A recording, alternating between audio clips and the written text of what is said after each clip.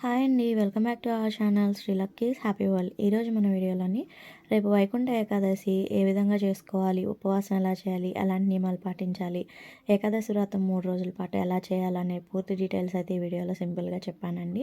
చేయలేని వాళ్ళు కూడా ఏం చేయాలనేది చెప్పాను. ఈ సంవత్సరం ఏకాదశి అనేది డిసెంబర్ 30వ తారీఖు మంగళవారం రోజు వచ్చిందండి. ఏకాదశి వ్రతం చేయాలనుకునే వాళ్ళు ముందు రోజు అంటే ఏకాదశి ముందు రోజు ద్వాదశి రోజు రాత్రి భోజనం చేయకూడదు, నేలపైన పడుకోవాలి.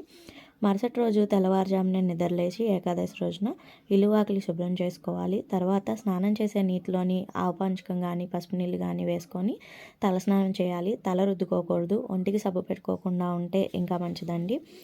అలానే ముందుగా అయితే గడపని తులసికోటని శుభ్రం చేసుకొని పసుపు కుంకుమలు అలానే బియ్యపిండి ముగ్గులతో అలంకరణ చేసుకొని తులసికోట దగ్గర అయితే ముందుగా దీపారాధన చేసేసుకోండి. తర్వాత గడప దగ్గర కూడా పసుపు కుంకుమ రాసుకొని పూజ అనేది చేసుకోవాలి. గడపకి 2 వైపులా కూడా దీపాలు పెట్టుకుంటే ఇంకా మంచిది. తర్వాత మనం పూజ గది దగ్గర అయితే విష్ణుమూర్తి సంబంధించిన ఏ ఫోటో అయినా సరే పెట్టుకొని పూజ అనేది చేసుకోవచ్చండి. స్వామివారికి విష్ణు అష్టోత్తర సహస్రనామాలు అలానే లక్ష్మీదేవి అష్టోత్తరము, లలిత సహస్రనామము, స్వామివారికి సంబంధించినవి గోవిందనామాలు ఇవన్నీ చదువుకుంటూ పూజ అనేది చేసుకోవాలి. ఇంక నైవేద్యాల విషయానికి వస్తే పండ్లు అలాగే కొబ్బరికాయ, పాలు, బెల్లం ఏదైనా సరే మీకు నచ్చినవి మీకు వీలు కుదిరినవి అయితే చేసి పెట్టుకోవచ్చు. అదేవిధంగా ఇక ఉపవాసం విషయానికి వస్తే రోజంతా ఏమీ తినకుండా ఉంటే చాలా మంచిదండి. అలా ఉండలేని వాళ్ళు అన్నం తినకుండా పాలు, పండ్లు లేదంటే ఉప్పుడు పిండితో చేసినవి ఉప్మా అయినా సరే తినవచ్చు. అందులో వెల్లుల్లి, ఉల్లి అనేవి వేసుకోకూడదు. ఈరోజు మాంసాహారం, మధ్యాహ్నం బ్రహ్మచర్యం, అలానే దుర్భాషలాడటం, గొడవలు పడటం, చెడు మాటలు మాట్లాడటం, పిల్లల్ని కొట్టడం ఇలాంటివి అనేవి అసలు ఏమీ చేయకుండా ఉండాలి 3 రోజులు ఉపవాసం చేసేవాళ్ళు. ఎందుకంటే ఫలితం ఉండదండి. పూర్తిగా ఉపవాసం వాళ్ళు ఉన్నవాళ్ళు మరుసటి రోజు ద్వాదశి రోజు పారణ చేయాలి. పారణ అంటే ఉపవాస విరమణ అండి. ద్వాదశి రోజున ఎంత తొందరగా వీలు కుదిరితే అంత తొందరగా నిద్రలేచి పూజ అనేది చేసుకొని తెల్లవారుజామునే లేచి పూజ చేసుకున్నా చాలా మంచిదండి.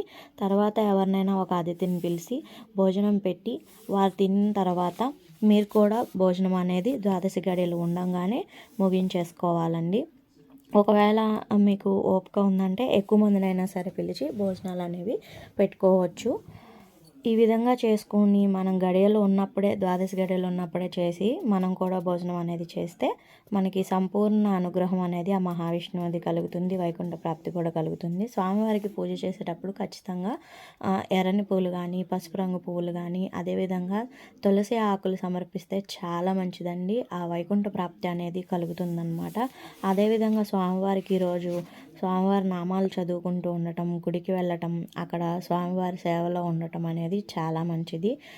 మనం తులసిమాల సమర్పించినప్పుడు దానికి ఎన్ని ఆకులు అయితే ఉంటాయో అంతకాలం మనం వైకుంఠంలో ఉంటాము అనేది ఒక నానుడు అయితే ఉందండి. అలా కాకపోయినా కూడా ఒక్క తులసి దళం భక్తితో సమర్పించినా కూడా ఆ శ్రీ మహావిష్ణువు అనుగ్రహం అనేది మనకి కలుగుతుంది. అదేవిధంగా ఆలయానికి వెళ్ళి ఖచ్చితంగా ఉత్తర ద్వార దర్శనం అయితే స్వామివారిది చేసుకోండి ఈరోజు.